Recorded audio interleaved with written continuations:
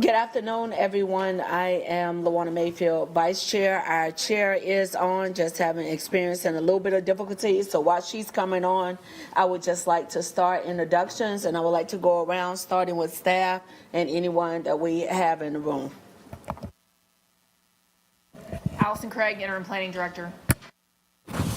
Sean Heath, Director, Housing and Neighborhood Services. Renee Askew, Assistant City Manager. Marjorie Molina, Charlotte City Council, District 5.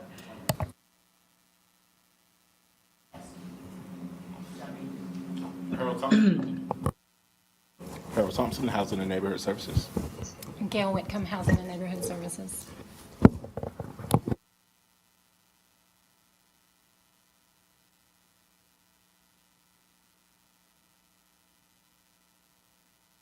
And again, I am Lawana Mayfield, Committee Vice Chair, and our chair is here. Councilmember Mayfield, you're a jewel. Thank y'all so much. Sorry about that, having a little bit of technical difficulties over here. But I appreciate you kicking us off. I am Victoria Watlington. I'm sure you've already been welcome to our Housing, Safety, and Community Committee. I serve as your chair. Councilmember Mayfield is your vice chair. And we are excited to talk to you today. We've got a few items that we think will be of interest. And we will start off with one in particular that we'll cover. And then we've got a couple of slides that we can share that'll give some updates given all of the activity that we have had since the beginning of the year. So I will turn it over to our staff liaison, Assistant City Manager Renee Askew and Director Sean Heath. Thank you, Chair Watlington. So we have Deputy Director Hefner, I believe, joining us remotely. There she is, along with Allison Craig, who will carry us through the discussion around the development fee topic. So off to you. Thanks. Good afternoon, everyone. I am sorry to be remote after all this time back in person. It actually feels weird to not be in the room, so I think that's a good thing. I am back today to talk with you all about the fee reimbursement pilot. So you will recall that this is a policy item that was referred to committee in June, really asking what are the options available to the city to lessen the financial burden that development fees place on affordable housing developments. So staff came to you in October, and Allison Craig and I shared with you some details about some of the constraints of the fees that we do assess as part of the development process, as well as the legal constraints. So we talked a little bit about plan review fees and the infrastructure fees from Charlotte Water, the fact that those fees cannot be waived on the front end, and that they can only vary if there's a service-based reason for doing so. So really walked through some of those constraints. And following that discussion, committee asked for staff to go back and put together a draft proposal for what a fee reimbursement program might look like. So the budget staff, housing neighborhoods and services staff, and planning staff got together and put together a draft proposal that was shared with you all in November. And that was a pilot program recommendation around providing a grant to reimburse eligible land development and infrastructure fees for qualifying projects that incorporate affordable housing units. Next slide. In this program design, the primary driving condition is the state's requirement that if council puts money into a project, that 20% of the units in that development must be affordable to households at 60% area median income or below. Staff proposed some other baseline qualifications that would be in alignment with the development allowances that council passed as part of the Unified Development Ordinance. That includes affordable period of 30 years, a minimum of 5 affordable units. And so that's 20% of the overall units, again, being affordable, but a minimum of 5. This may apply to rental units or for sale. It could apply to new construction, acquisition, and rehabilitation projects, and that it would apply to projects not receiving other city financial investment, including Housing Trust Fund, Home, and CDBG. You may recall that in October, when we shared the overall information about fees and some of the constraints, that we demonstrated how for Housing Trust Fund projects, for example, the fees are already baked into the total cost of those projects, and reimbursing them would be double paying for those fees. At the November meeting, we also reviewed an option for reimbursing fees based on tiered qualifications. Next slide. So at that time, what we heard from you all was some potential interest, but you really wanted to get feedback from developers about how this might work and if it would be supportive to affordable housing development. So we took some time and went back. We had 3 meetings with 19 people representing 10 developers. Those discussions were conducted in partnership with the Greater Charlotte Apartment Association and with REVIC. So in general, what we heard through those conversations, and we did the same thing that we shared with council, walked through the potential program.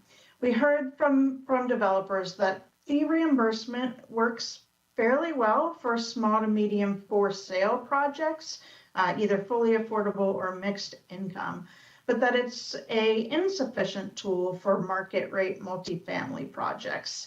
And then we also got a lot of feedback where developers really emphasized the importance of having a large suite of tools and incentives, and the importance of public-private partnership. So one of the things that developers were able to do is share with us some examples of project profiles to demonstrate how the development fees work pretty well for home ownership, but not as well for a large multifamily market rate. And so these next two slides just look at two different development profiles. These are based upon real projects in Charlotte, but assuming that the development fees are the same for each of these development profiles, and then demonstrating how in the home ownership example, you can just about make it work with the fee reimbursement. So this is an example of 30 affordable home ownership units. They're 3-bedroom townhomes with a sales price of $300,000. All of these would be eligible for House Charlotte home ownership assistance. When you look at this 30-unit development, 20% of the units at 60% AMI gives you 6 units. And this is a project with development fees of $350,000. That's the total development fees, plan review, land development, and system development and connection fees for Charlotte Water. And so the illustration here is showing that the one-time development fees of $350,000 enable a developer to do additional fee reimbursement per unit of a reduction of about $58,000, which brings the 60% AMI gap here, which is the amount of homeownership assistance needed, down to $70,000 from what would have otherwise been $128,000. So when you think about the amount of home ownership assistance needed, that is primarily down payment, closing costs, or interest rate buy down, which you can see is included in this example here, where that loan interest rate. And that could be House Charlotte, of course, up to $30,000, or with the launch of your new House Charlotte Plus pilot, could even go up to $80,000. But this could also be homeownership assistance from other sources, such as the state or programs from our partners like Bank of America and others, who offered homeownership assistance here in the Charlotte market. That's the development profile for a home ownership example. Next slide, please. Now, if you look at the development profile for a multifamily example, and this is a fully market rate multifamily example, the development fee reimbursement of $350,000 is, as the developer shared, welcome, they'll take it, but insufficient to make the project numbers work over time. In this example, it is a 250-unit market rate apartment community with a mix of 1, 2, and 3 bedrooms. You can see here the 60% how the 60% AMI rents play out at those bedroom sizes. 20% of the units at 60% AMI would be 50 units. And again, we're assuming the one-time development fees of $350,000.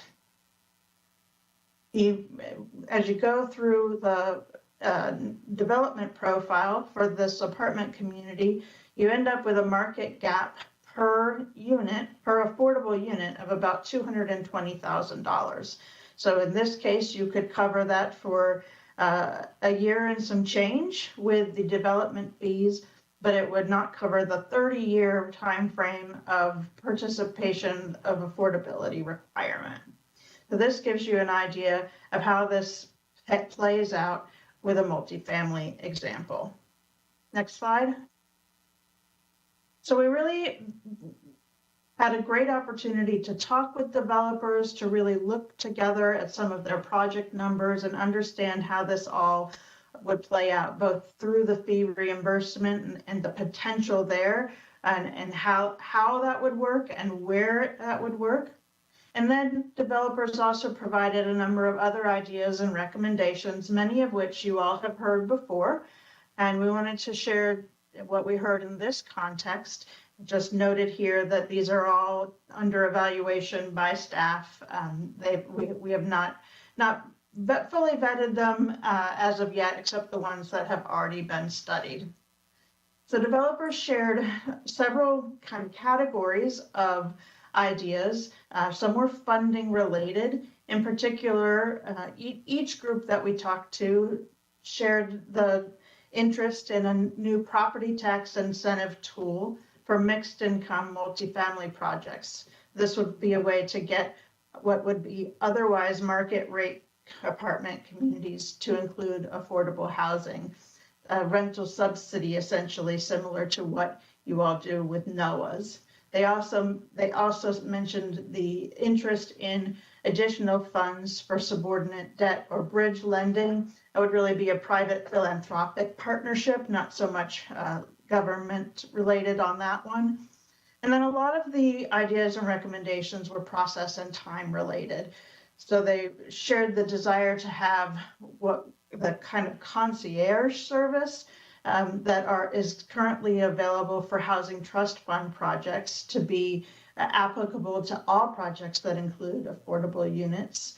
They expressed desire for dedicated rezoning queues or prioritization, additional capacity for rezoning cases, more clarity and predictability in the rezoning process and the development and plan and permitting process. And then, and I'll say all of which are under consideration and discussion and exploration, I guess I should say, as part of the work that's being done to determine how to best roll out the UDO, effective, of course, June 1st. And then the last bullet there under process and time related is an interest in broadening the definition of affordable to match the House Charlotte parameters for projects that do not have city funding. For example, some of the UDO development incentives. The last bucket of ideas from the developers in this context had to do with what's primarily state level advocacy items. One was amending the definition of affordable in state law. As you recall, we have to start from that basis of 20% at 60%. Developers provided feedback that that's too restrictive. That really creates an economic challenge in making projects pencil out. They would like to see expanded eligibility for the Homestead Act. They'd like to see a state low-income housing tax credit program. And they talked a little bit about some challenges with state building code for commercial to residential conversions, which of course is outside of the city's scope, but something that the developer community is interested in as it relates to state level advocacy. Next slide. So as a reminder, the program recommendation shared in November was to have a pilot program allocating up to $1.5 million investment of ARPA funds, which would fund an estimated 3 to 4 pilot projects in this fee reimbursement program, with periodic updates to council and an evaluation after 1 year or at the time of full allocation of pilot funding, whichever is earlier. There were some slides included in the appendix to remind all of us of way back in November when we looked at the program design. So if you have any questions about those, I am happy to answer them.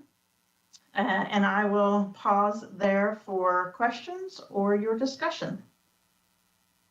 Thank you, Ms. Hefner. Are there any questions from the committee in the room? So, Madam Chair, I want one clarification.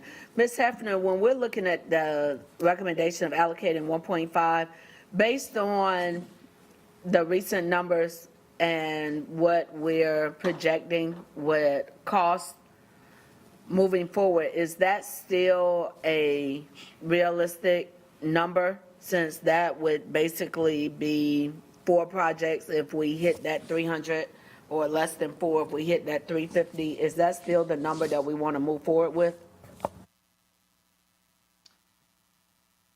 Thank you, Councilmember Mayfield. as you know, we are all struggling to get really good estimates right now, but I believe that the 1.5 million would still get you to 3 to 4 projects. We took a look in the October presentation at the numbers from the Housing Trust Fund as an example. And over time, they were coming out at an average of about 250,000. So we used the 350 as an inflated figure and estimated 3 to 4 projects at that funding level.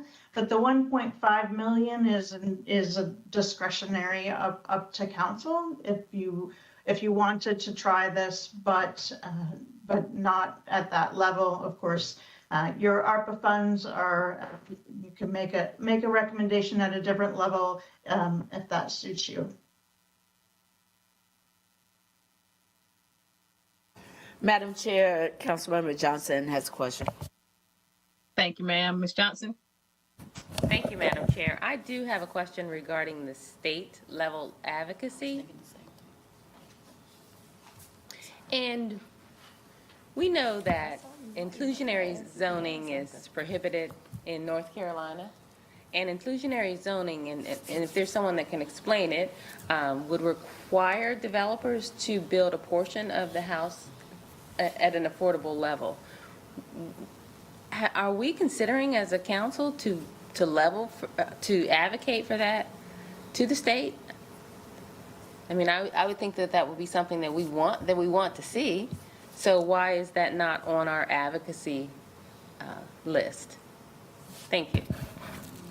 Mayor, I'm sorry. So was that a question for Yeah. staff? Well, maybe it's for council, for our colleagues. So Mayor Pro Tem, do you have any thoughts, or Councilmember Bakari? We certainly, it would help our residents. So if we're advocating for something, that's not something we would at least approach the subject? Mayor Pro Tem? Well, just to answer your question directly, the governance committee, intergovernmental committee today, which we have a couple members on, Vice Chair as well as Mr. Bakari. No, that wasn't one of the topics that came up during this legislative agenda process. It's something, that the Homestead Act exemption, expanded eligibility, is something that I think was added to the recommendation today, and something that we will be considering. But the long story short is this wasn't a topic that was brought up during the legislative agenda process. It could have been considered, but just again, fact of the matter, it wasn't. And so no, it's not something that is currently being considered. So just a follow-up question. So these items are from the legislative agenda, or are these proposed So items? we have a staff response. Okay, thanks. Okay. If I could just clarify, Rebecca reminded me just to reinforce that this is based on feedback received from the developers themselves. This is not intended to be a representation of council's legislative strategy.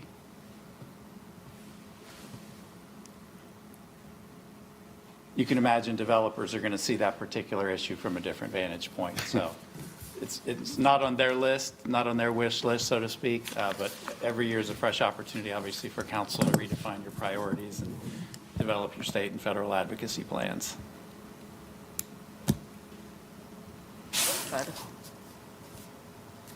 Can I have some history on inclusionary zoning? Have we ever advocated for it from a council perspective? No, not in any time I've seen. I think the easiest way to say it is you and others on council may think it's a good idea. I and maybe one or two others think it's a bad idea. The General Assembly will view it as a bad idea, and it's kind of a non-starter there. So that's historically why it hasn't been on there. I personally view it as a bad idea, really for one of the same reasons I view what we're seeing here as not what I was looking for, which is you may get a couple units more out of inclusionary zoning or out of throwing more money at in subsidy at these things so that the market will do it. But then you're going to limit them and what they're actually going to go do. They're going to go do less, and we need them to do more right now to keep up with the growth.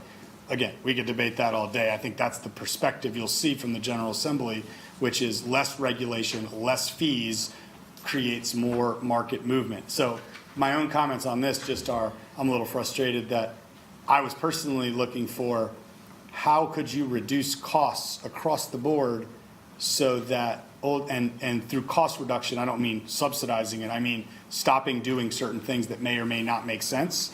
And how would that impact from a analytical perspective, the ultimate affordability of our housing in the community? I wasn't really looking for more approaches on subsidy, which we have a lot of those. I was looking for cost reduction because we know we've got several things and timelines and things that don't make sense that add cost to it. So we have heard from Mr. Bakari and Ms. Johnson. Vice Chair, you had a clarifying question in the beginning. Councilmember Molina, do you have any comments or questions or more important, I don't want to say more importantly, I will say more specifically, feedback? Yes, ma'am. Thank you, Madam Chair. I'm just, first I want to shout out Sean. You guys, you did a great job with the partnership with Dream Key. I'm really excited about that program. I've heard a lot of positive feedback from the community. And I think I've come into this understanding that, we have a large problem and we have a finite budget. And I appreciate the job that you're doing in taking a stab at this and attempting to make strategic partnerships to make an impact. That's very important. I want to echo just a little bit because Madam Vice Chair saw me writing as the state advocacy information was being given, because I've actually spoken to a developer that mentioned the expanded eligibility of the Homestead Act as a potential, area of opportunity. And maybe offline we can expand what that conversation looks and sounds like. I'm not suggesting that it becomes a part of our legislative agenda specifically, but I do feel like that, as we continue to create those strategic partnerships, depending upon what type of entity we're talking about, we have to, attempt to, create resources where we can. And so I'd like to maybe offline have a more in-depth conversation to make sure that I fully understand what that suggestion encompasses and see what we can do as a body, among my colleagues. And then a second point that I made on here was the commercial to residential conversion. I don't know if we've thought about that, or we've discussed that since I've been here. I know I'm, newer, but I wanted to kind of understand, did they give any context when they made that suggestion to what they saw that being as far as an opportunity? Is that a cheaper opportunity? Is it a more accessible opportunity? Or was it just kind of an idea? Was there any specificity provided? I could start, Rebecca, I wasn't in the room when I think that was specifically was talked about, but in general, I think there's interest in whether it's hotel to residential, commercial to residential conversions. In general, from the zoning and land use perspective, the way we're headed is really more form-based, and so like the actual use inside of the building is less important than it is how it interacts with its surroundings. My understanding is the main hurdle with that has to do with building code, and so it's really more on the county side. So we meet city staff, particularly in planning. We meet with the county Louisa officials every couple months to talk about different topics, and this is actually on our next agenda to discuss so that we can see if there's something we can do more. I'd like to know about that, and maybe we discuss it as a body. I think that's, I'm cost effective. If that's a cost effective solution, then I feel like most, we all would be willing to, take a look at that and entertain it as well. Absolutely. Now, would it have to be something that would be legislative before we could do it? No, unless there's something with the building code again, and I would defer to my partners at Louisa to really talk through where they're hitting a challenge, but I think it's really more so on the building code side of things. Okay. Which is state mandated. So again, I'll know more after we sit down and have our next meeting about Okay. that. Thank you. All on the same page regarding legislative discussion, also on BGIR. The county is looking at language for the Homestead Act. We did tentatively support, that will be reported out this evening, that we're joining alongside of them for asking for additional expansion. We don't know what that increase looks like. That was the question I asked. What exactly are we asking for? Are we asking for a dollar amount with the homestead? Are we also asking for age limit? They didn't have the specifics. They're going to be working out the specifics, but for the overview of the spirit of the language, we supported that coming out of committee earlier. So I think where we have the biggest opportunity is when we do the report out, when Madam Chair and all the chairs of the committee report out tonight, we'll have the chance to see where we have synergy in some of these conversations, because it's not really logical for one committee out of the four to be working on something when other committees are having the same conversation. We need to have that synergy, so hopefully this evening when the report outs happen, we'll be able to build that, but that is definitely a conversation with Homestead. And again, remembering that only thing, and correct me staff if I heard it differently, what you are reporting to us right now are the recommendations and the ideas that came from the development community. So these are the things that they're saying that could help, knowing that there might be a legislative piece in that where we need to work with the General Assembly. Well, the county is also looking at the same thing, because just as was mentioned when it comes to permitting, that's not really in us, that's on the county. And separately, there's a whole nother conversation that's not a part of this that's happening across the state around eco-villages and co-housing. So the state also are having conversations regarding how we do green building and what are the impacts potentially of that and what opportunities we may have. Okay. Thank you, Madam Chair. And Mayor Pro Tem also had a comment. Does staff want to? No, I was going to say that there's no one singular tool to tackle this, that it has to be a suite of things that have to be legislative process, time, so funding, so it's a little bit of everything. Again, just Ms. Mayfield explained what I was going to explain. There will be, just further clarification, there will be the opportunity for a full council conversation this afternoon around the homestead tax exemption. Back to you, Madam Chair.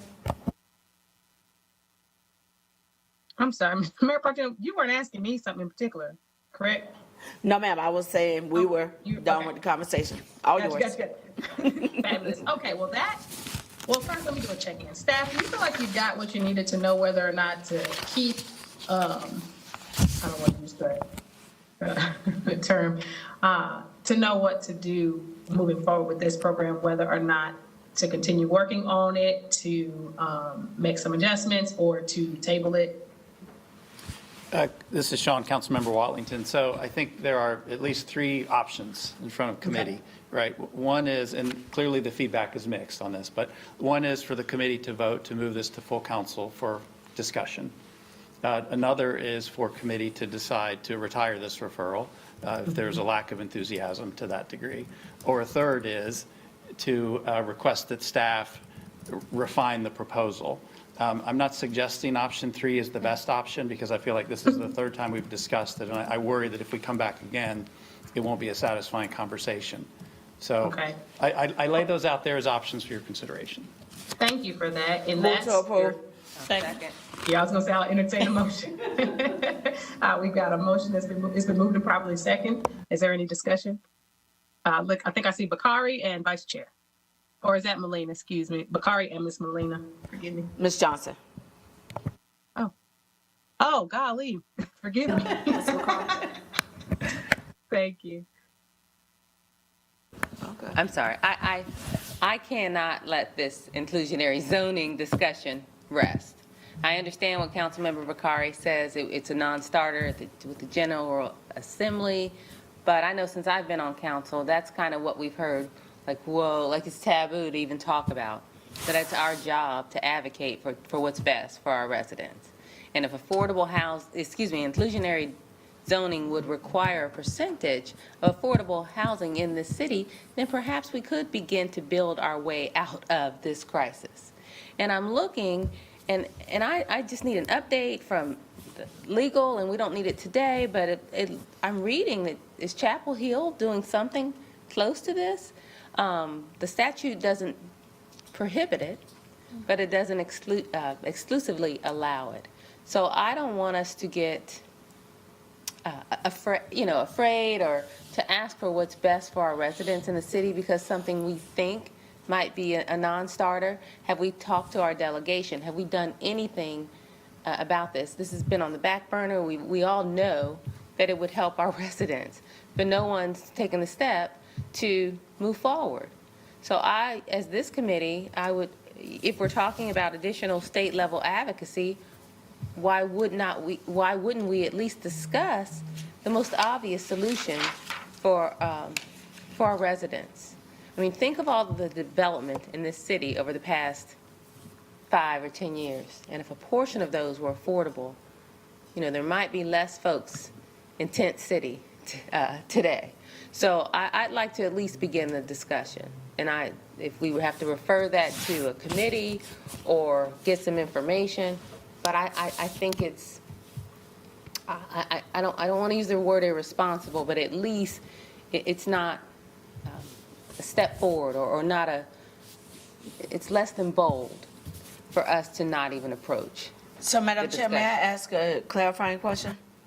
Certainly. Thank you. So for Councilwoman Johnson, for this part of the discussion regarding the recommendation based off of the fact that staff went out, we told staff, go talk to the developers, find out from them exactly what they want. We're going to have the broader conversation later this evening where we're going to be talking about legislative. I want to make sure if I'm hearing you correctly, we need to have this conversation for broader council. Here's the question, Assistant City Manager.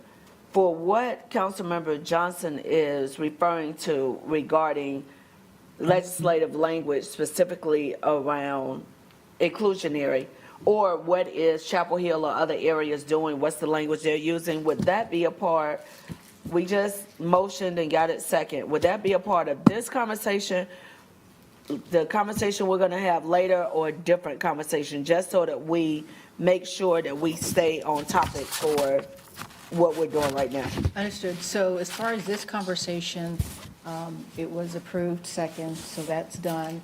As far as the recommendation, I would, suggest that the chair or yourself bring it up this afternoon for a larger conversation, and the mayor can refer it to BGIR for further research and consideration. So I am lobbing that right on over to you, Madam Chair. Thank you, Vice Chair. I appreciate it. If that wraps up your comments on this particular motion, Ms. Johnson, Mr. Bakari? No comment, Madam Chair. Awesome. Is there any further discussion? Okay. It has been moved and properly seconded that we approve these recommendations as is to move forward to the full council. All those in favor, please indicate so by raising your hand. All right, it looks like this motion has passed. Thank you. Any opposed?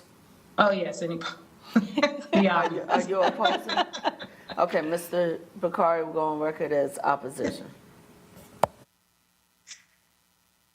Thank you. So that was the first item on the agenda. We've got a couple of more updates for discussion here. So I'll turn it over to ACM Askew for next steps. Thanks, Councilmember Watley. This is Sean Heath again. So we thought it'd be helpful to do a very quick follow-up conversation coming out of the Housing and Jobs Summit. What do we do coming out of the summit? What did it mean? And if we could go to slide 2 here. The summit conversation really focused primarily on the broad concept of what are things the city can and should do related to the production and preservation of affordable housing. That's a big tent. But I would say that over the last year, we've received very clear signals from really every single council member in terms of priorities, your desires, things you'd like to see us do more of, things you'd like to see us double down on. in committee meetings, in council meetings, at the summit, at your most recent strategy session at UNC Charlotte. So what we've attempted to do at a 30,000-foot level is to highlight, and we can go to the next slide, 11 particular items that we're referring to as perceived areas of focus and council interest, because today is really a listening check. Have we missed the mark in a big way on something? Is there something that's not on the list at all? I would not present these as an all-inclusive list of the things that housing does on a daily basis. Division Manager Wooten is over there, and he can attest to the fact that there are a lot of things that he and his team do on a daily basis that aren't on here. But we wanted to cherry pick the new things, the strategic things, the things that council has made direct reference to. And just so you understand the color coding, we wanted to somehow convey that some of these things are really just on the drawing board, and we've got to figure out what do we do. Other things are in the design phase, and we're trying to work towards bringing forward specific recommendations to council. And there are a couple of things on the list that we really already have in place, and now the homework assignment for staff is to think about how can we expand on what we're doing and or implement something new that's consistent with the theme itself. So what I thought I'd do is just very quickly go through each one of these. I'm not going to try to dive too deep on any one of them, and just pause for any reflections, if that sounds okay.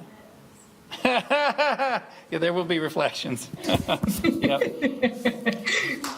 Okay. Number one, Housing Trust Fund, tune-up. We've talked about it once before. Fundamentally, the idea with this scope of work and the conversation with committee is helping to ensure that we're advancing the $50 million recently approved by voters in a way that's consistent with council priorities. And you've had one conversation on this already where Warren gave a preview of the types of things that we are considering. You will hear a lot more about this in April in two different ways. One is we have our winter RFP out on the street right now for the Housing Trust Fund. So, and we're kind of taking all comers because we want to see how the market is going to respond. New construction multifamily, if they've got great ideas and great proposals, bring them to us. Renovation / NOAA, bring them our way. We'd love to see it. Permanent supportive housing, we'd love to see what you got going on. New construction for home ownership scenarios. So we're asking for proposals in a very broad way, and we'll see how the market responds. There are certain aspects of the tune-up itself that Warren referenced a couple months ago that we're already implementing for this particular RFP. But some of the bigger, more, the bolder ideas will be positioned for the summer RFP. So in April, there'll be two things. One, Warren will come back and he'll provide you with the final report out on the HTF tune-up so we can get your feedback before we release the summer RFP.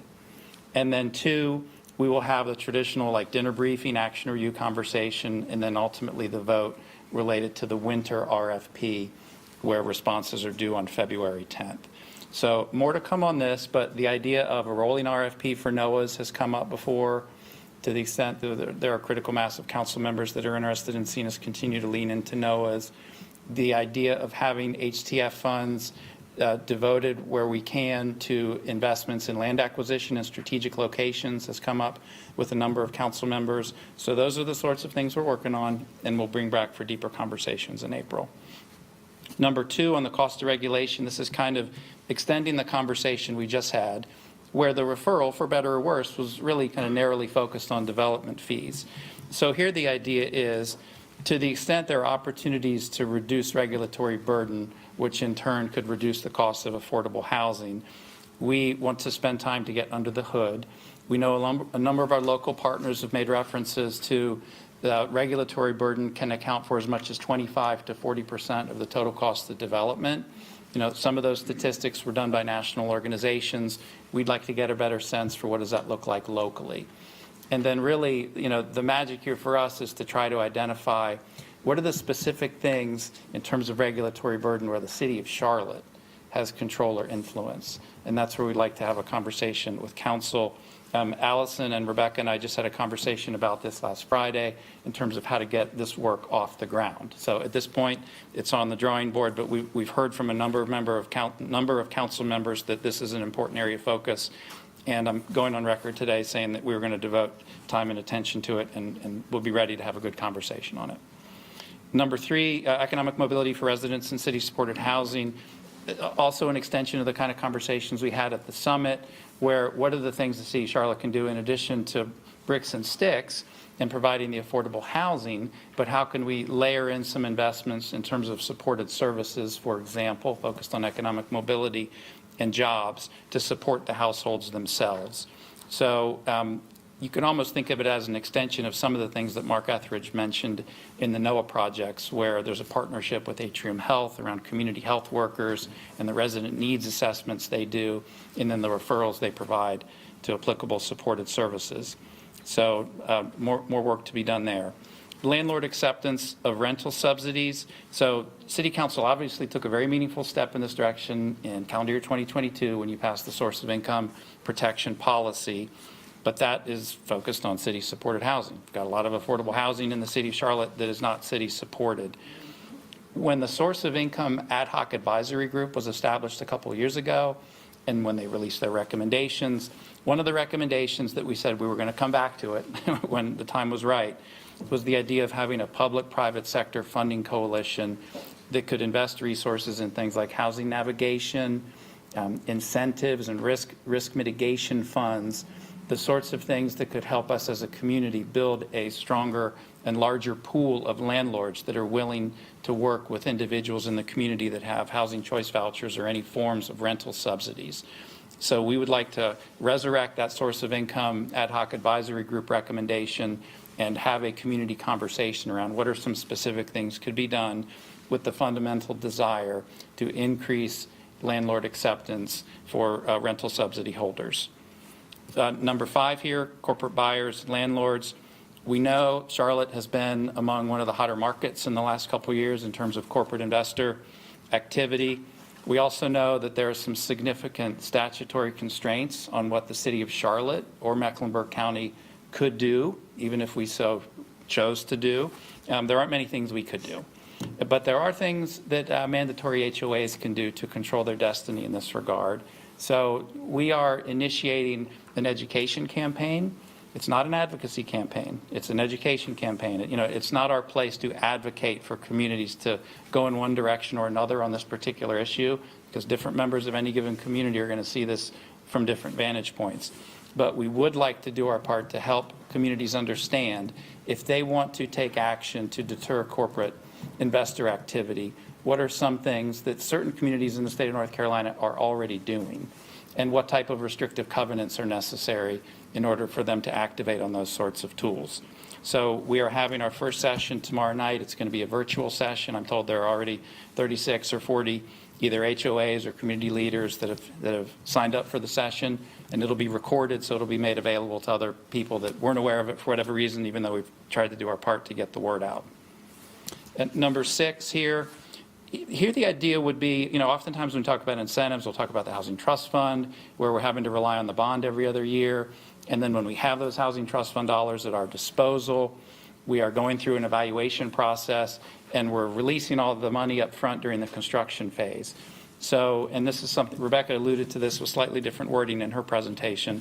One of the things we want to evaluate as not instead of, but as a complement to the Housing Trust Fund would be incentives that don't require upfront capital investments. So something like a tax increment grant, for example, for a project that meets certain requirements related to incorporating affordable housing into the development.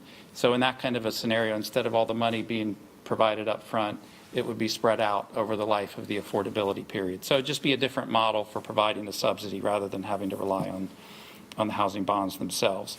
Number 7 here, we've referenced this before, Team Force Housing. Private sector in the last 4 or 5 years has shown an appetite in the city of Charlotte to get involved in affordable housing. They showed up in a big way as it related to LISC and the Charlotte Housing Opportunity Investment Fund. They've shown up in a big way as it relates to the Housing Impact Fund that Mark Etheridge has referenced, which has been a key enabler for those big NOAA projects. And we think and we hope that they might be interested in some other creative ways for the private sector to inject money directly into some housing projects, and in exchange for that, think through some creative opportunities for them to have access to affordable housing for their employee base. So we like the connection between housing and jobs there. Number 8, homeownership opportunities. We've talked before, it can be a catalyst for mobility and for generational wealth. There are a number of things that we've done as a city in the last 5, 10, 20 years around things like down payment assistance. And we haven't talked a lot about the acquire, rehab, and resale program that council approved back in the 2019 timeframe. But, both of those programs are in place. As you mentioned, we're doing a pilot program where we've expanded House Charlotte in areas of influence around corridors of opportunity. But we see great potential there to continue to accelerate and expand that kind of work. So we're going to be focused on that. Number 9, leveraging city-owned land for affordable housing. When I wrote this one down, Councilmember Mayfield, it reminded me that I've promised some information around this particular topic, and I haven't met the mark in terms of doing that in a timely fashion. So stay tuned on that one. But clearly, to the extent that there are great opportunities to leverage land in our portfolio for a range of things, it may not only be affordable housing. We want affordable housing to be in the mix there. And then quickly, 10 and 11 on anti-displacement strategies. NEST is gearing up towards a batch of recommendations in the summer timeframe. We don't want to bring those recommendations to you in isolation, so it'll be wrapped inside of a broader anti-displacement strategy, and you can expect to hear a lot more about that in the late spring and early summer period. And then finally, on homelessness, with the A Home for All initiative that the United Way is serving as the quarterback agency under the direction of Mecklenburg County with the City of Charlotte's direct involvement in the work. We want to continue to find ways to dovetail your priorities with that work. We've talked about street outreach. We've talked about domestic violence survivors and needs there around shelter capacity and tenant-based rental assistance, rental subsidy kind of things. And then I think something that I'm sensing from a number of council members is the idea about innovative solutions for transitional housing. And that could come in a lot of different shapes and forms, but there could be some there. So that's just a kind of a whirlwind view of 11 things that are on our radar. A lot of this gets done by a relatively small group of people. Warren Wooten in the room, Rebecca Heffner on the call. I'm directly involved in some of these. Warren and Rebecca are incredibly talented, very creative, absolute workhorses, but there are some constraints in how much we can get done in any given month. So I can't promise that we're going to be able to move all 11 of these forward at the same time. But I'd be happy to report back during the year, and then presumably at committee meetings, some of these will be making their way onto the agenda for some deep dives. So that was a kind of a quick summary, but I'll be interested in your reactions if there's anything that you think is really missing. Thank you. I'll open it up to the floor. I don't see any hands raised. Does anyone have anything? Councilmember Melina, Bakari, Johnson, and then I'll go, Madam. Okay. Thank you, Madam Chair. Actually, I had to step away and take I'm partially mommy duty at a certain time, so I kind of split that job role. But I'm actually excited about what I see here. I think number 7, Team Force Housing. I'm always like on board for Team Force Housing. I think I've said being a member of the Economic Development Commission or committee and this one, I feel like jobs and housing, they have an inextricable component to them in that, if you secure a place to stay, where you work is very important because that's how you keep where you live, right? And so, as we, continue to look at options to provide, resources to our residents, I love the fact that we're bringing in the jobs component and making it something that's aligned with, how we would like to provide those resources. So Team Force Housing is something that's heavily on my radar. Of course, I like the idea of, expanding the RFP. The one thing that I've learned in my nearly 20 years living in Charlotte is that a lot of the times the only people that you hear are either the loudest ones or the ones who can go viral. And up under that stack, I always find that there are a bunch of people that got amazing ideas that you never really even see or hear from. And it's not to say that their ideas aren't important. They've never had a chance to kind of come out and add value. And I tend to believe, based on my own experiences, that we have an enormous amount of untapped value in our city. I feel like that, I feel like that the more we offer those resources, the more we make those resources available, the more we make those opportunities available to our community members, I think we'll see more of those ideas come out. Everything from, entrepreneurship opportunities to job opportunities to expanded potential to have somebody present an RFP, even if it is not fundamental, maybe it's an idea that we can take and sharpen. Not to say that we need to walk them through that process, but it might be something that sparks an idea that we can move forward with. So again, I'm a big fan of your team. I think you guys do great work. I love that you've taken this feedback and you've presented some material ideas that we can, move forward with. And I'm okay with us having, kind of a layered approach in how they're implemented. And I look forward to, just continuing with this process. Councilmember Bakari. Yeah, just number two, I would encourage, again, just the difference we saw between today's presentation and that, which I understand the difference, making sure that it's a view on what costs could be cut, what services are not necessary in the critical path, or maybe less important, that might bring the cost down, versus the view we got today, which was almost entirely like, here's what it costs, black box, here's the amount to subsidize it back in to bring it down. So I think that goes without saying, but since we didn't see it today, I just want to emphasize really not a look at subsidizing portions, a look at city, county, zoning, permitting. Every touch point we have that adds time, that puts fees and costs and requirements, how can we see all that and then look at the lowest hanging fruit areas that could reduce those bureaucracies and have a positive impact on affordability.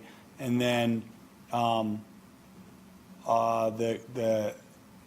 just going to emphasize the city and county touch points as well. I think that's really important because a lot of the inefficiencies I see in the model actually fall in between those areas in the entire life cycle there. So just some thoughts as we go into that. I think it's really, really important, that exercise.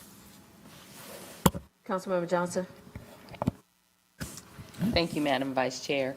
I just want to say kudos to Sean and Rebecca and Mr. Wooten for these ideas. I do have a couple questions. As far as the housing fund tune-up, I know that you said this, it was a council priority, but I know that staff has really led a lot of that conversation and guiding council, what's best. And I remember at the Housing Summit, I wanted to make sure that that it wasn't determined that council had voted on if we're going toward the NOAA only. I know we've heard that term, the naturally occurring affordable housing, but I also think that there's room for new construction as well. So even in meeting with United Way, they ask about that question as well. So it really feels like that decision has been, that's the path that we're leaning toward. And I just want to make sure that council will have an opportunity to vote on if that's the direction that we wish to see. I mean, I still feel that there's room for maybe 50-50.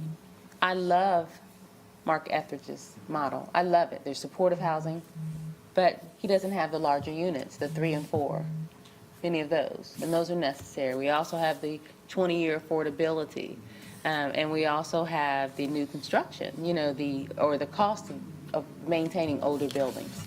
So I want to make sure that council is a part of that discussion, because again, we've heard the term, NOAA numerous times, but that seems like it's coming more from the staff than from council. And if there's been a meeting where we decided and said that that's the direction that we're going to, then I'd have to look at those minutes. But I know that we're getting guidance from staff, and it may be the best alternative, but I want to have an opportunity for council to discuss that. So I don't know if that's going to be on the agenda. Secondly, He had a response. Oh, okay, go ahead. Thank you for the question. And I feel like we're aligned because there has not been a formal council decision on that. There's not a allocation target percentage for new construction and NOAAs and single-family home ownership. But, and I felt like coming out of the summit that I should have done more to ensure that the excitement and enthusiasm around the potential for NOAAs didn't in some way come across as being dismissive of the opportunity and unique value proposition that new construction poses as well. So I don't see it as an either or. It'll be part of the conversation in April because I think the most likely outcome is, because the NOAAs are very opportunistic and market-driven, you know, things could change tomorrow, but as of today, I'm not aware of a big NOAA opportunity that's going to be part of this winter RFP. So we will be making recommendations to council on funding, and when we're making the recommendations on funding, one of the questions we'll be asking for feedback from you on is how much of the existing 50 million would be prudent to hold back for NOAAs that are probably around the next curve.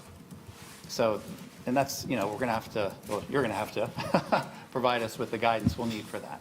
And thank you for saying that, Sean, because I think it is coming across, like I'm hearing from, you know, other developers. It sounds like we're leaning toward NOAA. I don't want to say exclusively, but primarily. So Yeah, I mean, I'm in the camp of, I want the economics and the value proposition of the proposals to drive the decision or to drive the recommendation that staff makes. And then for council, obviously, to decide where you want to go with those recommendations. But my personal view is that it would be dangerous to have a rigid allocation that's not responsive to changes in the marketplace. Okay, thank you. And also, you know, I love to hear about the HOA education. Yeah. Sean and I met with someone from UNC and a couple community leaders, primarily in District 4, and kind of conceived this idea. I hope that you would say that. So I'm really happy to hear that. And I wanted to know,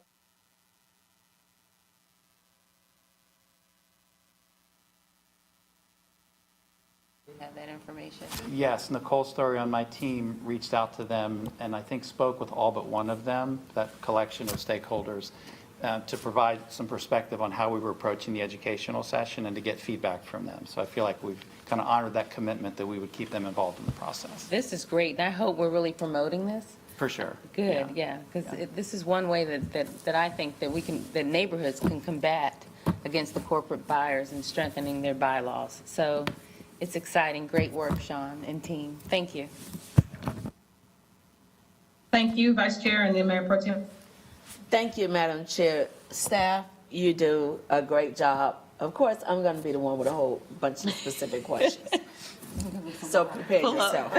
Pull up. One, do we have any language as we're looking at potential applications coming in? Are we even having any conversations around eco-villages or co-housing, which would directly tie into our CAP goals? Do the team even know about eco-villages and co-housing? You can see I'm looking at Warren. Warren, do you mind stepping up for a moment rather than me? And we will bring Mr. Warren Wooten to the stage. If you please introduce yourself. Hey, Warren Wooten, Housing and Neighborhood Services. Yes, we are aware of them, but in the RFP, there's no specific language that would encourage or prevent that type of building. So there's no language that will prevent it, but we also don't have any language to encourage it. I would like to encourage staff to look into it, since that is something we're seeing across the nation. And if my colleagues need to give a extremely brief background of which staff can submit additional information, when we're talking about being more environmentally friendly, there are communities across North Carolina, across the nation, where they're building very differently. And that building is not only much more sustainable environmental-wise, the communal aspect. So, example, a new building is built, it's situated on the land in a way to receive a lot of solar, receive a lot of natural sunlight. There's a communal space. You share some spaces, but you have ownership as well as rental model. It's something that we look at, that we have the opportunity to look at if we have the language in place. So I wanted to put that out there. When, full transparency, Sean and Warren already know I'm not a fan of NOAA, for the simple fact that I feel like we should have some different language, which ties into my next piece. Are we having conversations with the attorney's office or do we need legislative language when we are looking at a multifamily unit, regardless of the size, that have high nuisance, that have high issues of community impact, that is negatively hurting the community when we're talking about aging in place and protecting neighborhoods versus us buying? What language are we using to actually hold these individuals accountable? I don't care if that's eminent domain. I don't care if that is condemnation. If not, are we looking at creating fines so we do not continue to reward bad behavior by paying, whether that payment is directly from the city or through one of our partners, paying bad behavior for you to then turn around and be able to purchase another unit and do the exact same thing again. So we need to start looking at, if we're not already, but I would really love to, Sean, for you to be able to share if there are conversations. If not, then that's something we really need to start. We need to put a little energy, when I say a little, you know I don't mean a little, energy into researching other options other than spending our trust fund dollars, which is a finite amount of funds when multiple organizations need funding. Sean, did you have something? Well, it's probably something that's maybe distinct from the HTF, because I think, part of our review, well, a lot of the HTF, of course, is going to new construction. So that, and then if we're looking at a NOAA scenario, we're obviously very, very interested in the qualifications of the developer and the owner. But your core question, let me huddle with the team, because I think there's a bit to unpack on that one that I'd like to have an opportunity to consult with Warren and I Rebecca and others on. completely support that because it's really focused on NOAA, not new development. Okay. We're looking at number 4, landlord acceptance of rental subsidies. When we have landlords, and this is on the same line, as far as we need to find some legal ways that we can protect our residents. So if you have a development that has received subsidies, the market is what the market is now. But it is those subsidies that helped you to do a number of the repairs because you're charging whatever your rent amount is, because we don't necessarily put limits on your total rent amount that you get to charge. What language can we create for there to be some penalties if you currently have residents who utilize subsidies that you accept, our subsidies, that you accept, and then you decide, the market tells you you can make more money, so you're going to now not renew leases and or evict individuals. That is creating an undue burden onto the city. So again, we need to look at, because unfortunately, Mr. Wooten already know, I have one community that's going through that now. We don't have any subsidies into the development. We didn't put any funding into it, but this is a development that for years has accepted subsidies, and now they will no longer be, and that could potentially be another 100+ people that are going to be without housing. So we need to start looking at some legal language that can be instituted, implemented, and enforced to help our local community. Excuse me, for number 8, our home ownership opportunities, separate question. We got to look at, right now, we just did an increase of funding in support up to $80,000 for down payment assistance. That's great. What's not so great is that we have a limit of new build up to $300,000 for a older home, $315,000. How many homes are out there for $300,000 today? So we need to make sure while we're having these conversations, we're having conversations based on looking at who is in the program right now. What's their anticipated, let's not just throw out numbers. What's their anticipated graduation time from the program? Because the program usually lasts more like 6 to 8 months. So by the time those who are about to come out of the program, if they were looking for housing today, what is that housing cost in creating something that's feasible for them? Because there are very few units that are even out there at the 300,000 mark. Are we really helping them? We're going through this, and that's all I got for you. I did good. I went through all of them. Thank you. Are you looking for any specific response from staff right now, or are those just things that you want to bring back? No, ma'am, Madam Chair, I wanted to let him know, because the other piece, you all, previous council, y'all had the Housing Trust Fund tune-up on June 27th of 2022. So what I'm looking at and what I'm expecting is the actual report out of next steps, because we've done all the research. I don't think we need to keep doing the research to tell us what we already know.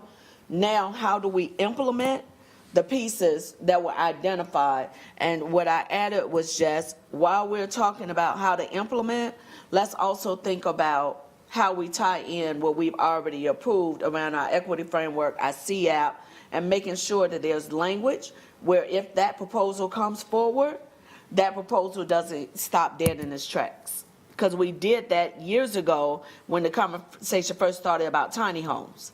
Tiny homes weren't necessarily being built with green in mind or LEED certification, yet there wasn't an avenue.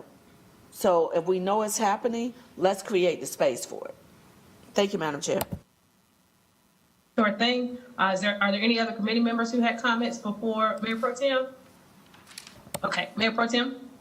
Thank you. I was just going to build off of Councilmember Johnson's comment and what Ms. Mayfield actually just said. I agree with Ms. Johnson, is that when it comes to that Housing Trust Fund tune-up, I don't even know if it's a tune-up. We got a lot of information. We did, like I said, we did a tune-up in June. We got a lot of information. A lot has changed since June, and we had to deal with it with that, adding those dollars to previously funded projects at the end of the year. We recognized I think the council recognized that we can't keep doing things the way we've been doing it, and that was kind of, I think, out of that conversation into the Housing and Jobs Summit, even in the infrastructure conversations. I think the reaffirmation of our priorities at the retreat was kind of where I think we were looking to get some guidance on how we reaffirm or change up our priorities as it relates to the Housing Trust Fund. I think we missed that opportunity last week. To that point, I think the committee might consider going through that policy kind of process. Maybe it's a good thing that we didn't have that conversation last week as a full council. We look back not just to the tune-up that we did, but the tough kind of policy work that we did leading up to, I think it was 2018, when we, the community and the council was saying we can't just put $50 million on the bond. We have to change the way we use that tool. So I think it's important. I don't think staff necessarily has a clear direction from council as to how we change up the approach, and it's necessary, right? Because at least in the short to mid-term, it seems like the economic climate is going to be very different than it has been over the past few years. And also understanding within the dynamics of this council, right, we kind of have to do that because that went to RFP, or the second RFP this year, and then leading into next year, the next council is not necessarily going to have the time and opportunity between when it's sat and when that comes to market, comes to the street, to do that. So maybe this is something we can talk about as a whole to figure out how to kind of frame this policy work to get that done. Because without it, staff is going to have to leave from the kind of paradigms that have already been set. And I don't know if you have any response to that. Well, I mean, what is crystal clear to us is we recognize that there's not a single council member that will be satisfied if we just repeat the same old strategies. That we need to have new strategies that reflect market conditions, that reflect new council members and new council member priorities. Hear that loud and clear. I feel good. The more and more I talk to Rebecca and Warren about where we're going with the HTF tune-up, the more and more I feel like it's tethered to things we're hearing from council. But I'm speculating a little bit, right? So you're raising the good point. I mean, fundamentally, I think it's up to the council, of course, if you want to tell us to pause on some things and to take time in retooling the housing framework and other housing-related policies to better ensure that what we're doing is consistent with your desire. So I could be off base, but I feel like we're headed in a direction that council will support. But I'm speculating. Yeah, and I think we should have long memories that when we speculate, Yeah. even though when we're pretty close, Yep. any kind of board can that's why we have policy workflows that can bring crystal clear clarification, and if there are any muddy parts, we have a voting process to bring further clarity to that. So we should always take advantage, I think, when we have the opportunity to, but not in a way that paralyzes work either. So Right. Thank you so much. If there are no further questions or comments, looks like we can move to any additional items. I think Councilmember Watlington, I just wanted to mention two things very quickly because these have been kind of bubbling for quite some time. One is on Three Sisters Market. So with the ARPA funds, there was an earmark of $1.5 million established for Three Sisters Market, the food cooperative on the west side. And we've been in frequent conversation with the west side stakeholders. And I had a conversation last week and I felt like they've made a tremendous amount of progress in terms of establishing a board for the food co-op, separate and distinct from the West Boulevard Coalition. They've pulled together some fundraising. One item which will be supported with funds they've cobbled together is the hiring of a general manager that can really run point to help push this forward. They've made progress on the business plan, and I think they're close to being in a position where they'll have site control through a ground lease. So we had worked with them on a relatively short list of things that we said, hey, when you check the box on these things, that'll be the right time to go back to council and ask council if you're comfortable removing the earmark and turning it into a funding commitment. So, almost. So I'm saying there are a couple things that they're working on, but I feel like it's super close. And so we would have something that would be on an RCA. I don't know if it would require a full council conversation. We just wanted you to mention those conversations are ongoing. And then the second thing is with the Brook Hill community. I don't have anything really definitive to share there other than to say that we're still in conversation with the development team. They continue to try to explore options to have a long-term solution for affordability for the 70 or 80-ish households that are still in the community. It's a large parcel of 30, 40 acres, and there's a lot of moving parts at this point in time. So I'm not bringing forward anything specific other than to say that we're still directly engaged with our partners there. There isn't anything specific that they've asked of us right now, but we're looking for opportunities to help accelerate where we can because we know there's a strong consensus to try to find solutions for that site. Yes, ma'am, Vice Chair. Thank you, Madam Chair. Sean, thank you for everything that you and the team are doing and have done. I will say my biggest heartbreak with being the rep for District 3 for 8 years was what I could not get done with Brook Hill, because that land lease is just a nightmare to try to maneuver that. And that we've been working on that for freaking 3-4 decades. So it's a generation plus of trying to figure that out, but that is something that definitely was my biggest challenge of it. If you can have that one thing, it's like, if you can wave a magic wand, what would you fix? That would have been the one thing out of all the other work. And I also want you to know that what I shared with you is an and. None of it is to say, don't keep on the direction that we're going. You all are doing great work. And I know sometimes it feels like you stop and go when we ask questions. Keep in mind, sometimes, I'm only going to speak for me, I'm asking the question for clarity, not to say, stop what you're doing. While you're maneuvering, I just want you to be nimble enough, especially based off the last 3 years, where if we know that if we pivot a little to the left, it might create a different outcome than saying, well, this is what we decided back in 2018, back in 2019, back in 2022, so we're just going to keep down this path irregardless, versus learning a couple of lessons and having enough flexibility to pivot. So none of what I share is a stop what you're doing and go here. It is a and while we're having these conversations, can we also consider this? Thank you, Madam Chair. Do you need a motion?